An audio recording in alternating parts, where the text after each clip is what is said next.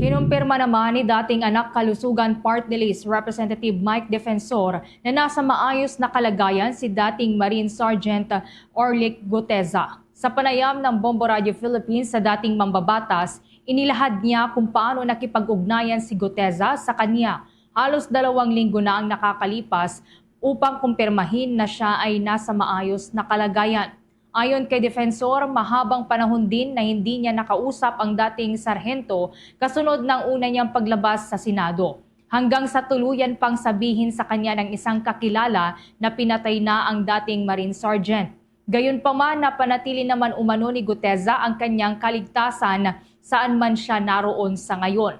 Ayon pa kay Defensor, hindi siya interesadong malaman ang kasalukuyang kinaroroonan ng dating sundalo sa ngayon para na rin sa kanyang sariling kaligtasan. Narito pa ang bahagi ng eksklusibong panayam ng Bombo Radio kay dating Congressman Mike Defensor. Matagal, wala akong naririnig. Umabot pa nga na may isang group chat, yung mga sundalo na binalikan ako, sabi, sir, pinatay na daw si Orly Guteza. So, sabi ko, sana wag naman at hanggat kaya nating mag-reach out. Hindi ko kailangan malaman kung nasaan siya. Pero awa naman ng Diyos, nagpadala ng mensahe about a week ago. 2 weeks ago ata. Ang pinapasabi is maayos naman siya. Nanindigan naman ang dating mamabatas na ang ginawa ni Guteza ay dahil sa kanyang pagnanais na maibunyag ang umano'y korupsyong nangyayari sa flood control projects ng gobyerno.